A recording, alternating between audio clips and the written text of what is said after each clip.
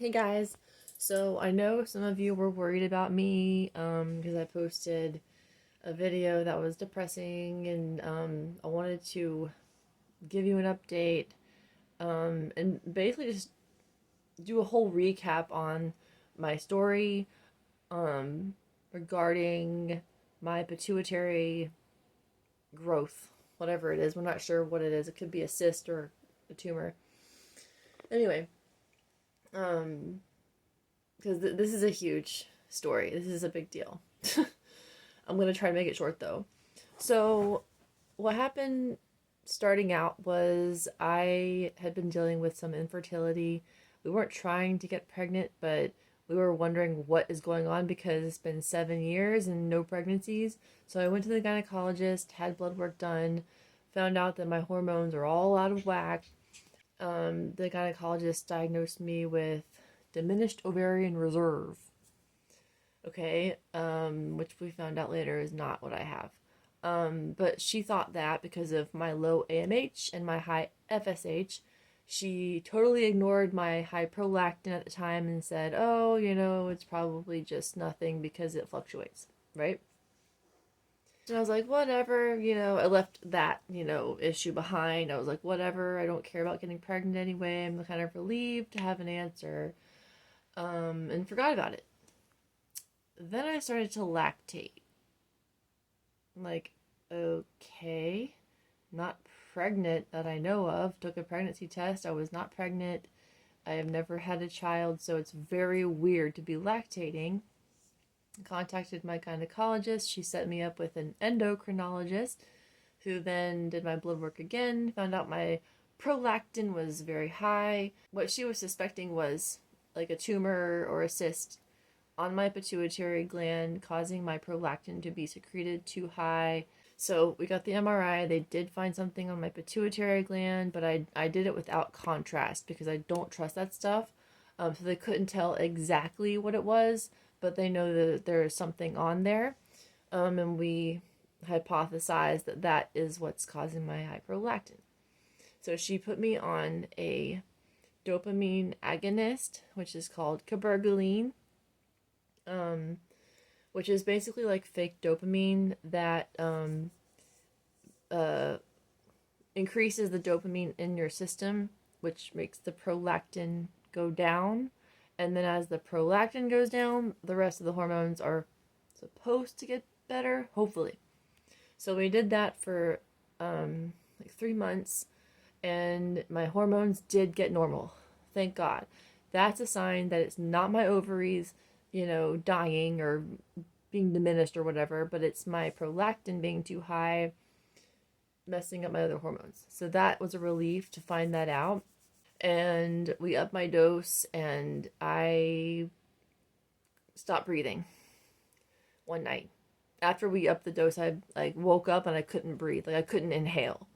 And then the next day and the day after that, I had more breathing issues. Of course, it tapered off. It got better as the days went by because, the medicine was getting out of my system. And I'm like, okay, why am I even taking this medicine anymore? I know what my problem is. I don't care about getting pregnant. And it's not making me feel any better because I forgot to even mention, I've been dealing with like major depression, like lack of motivation, and all that is because of my hormones being messed up.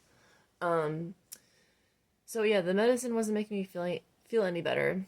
The supplement that I was on before for my hormones was making me feel a lot better. So I'm like, why am I on this prescription medication that could kill me? When it's not even making me feel better, and I don't care about getting pregnant. So I basically quit the stuff. Um,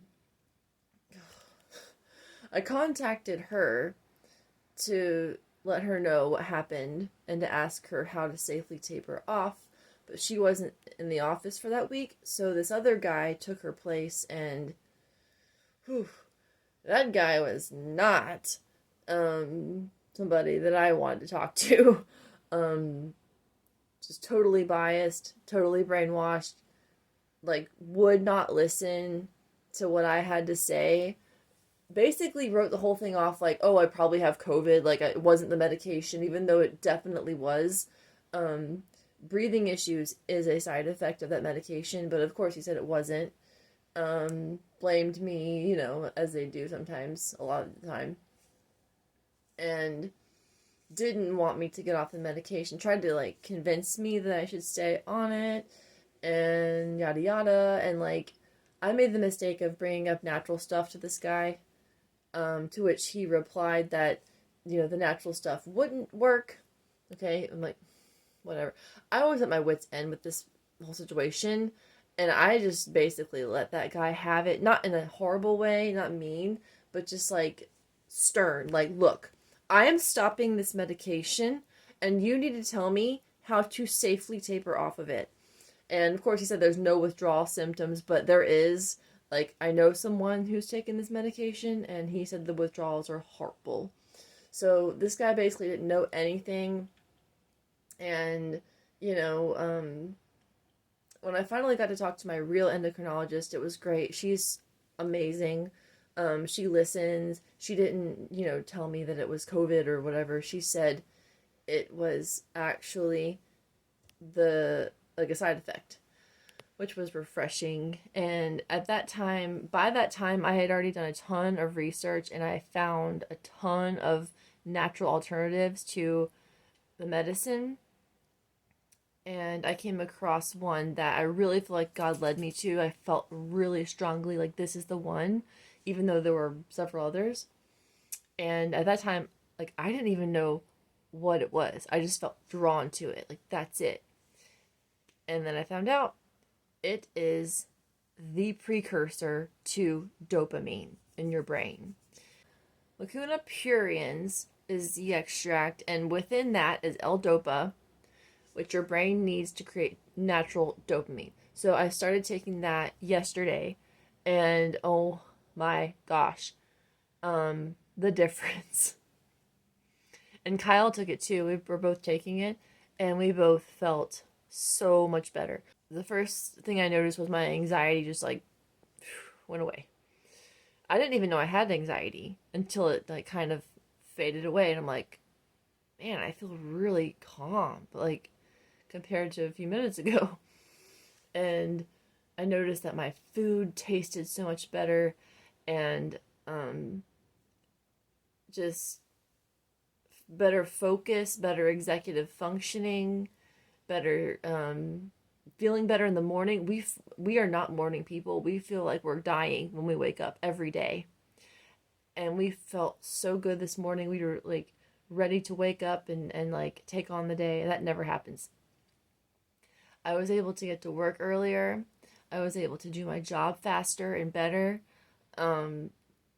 Just so much better and feeling happier. Just feeling like I can actually handle life. Anyway, don't worry about me. I'm going to be fine. The Lord led me to the best possible thing for me to take.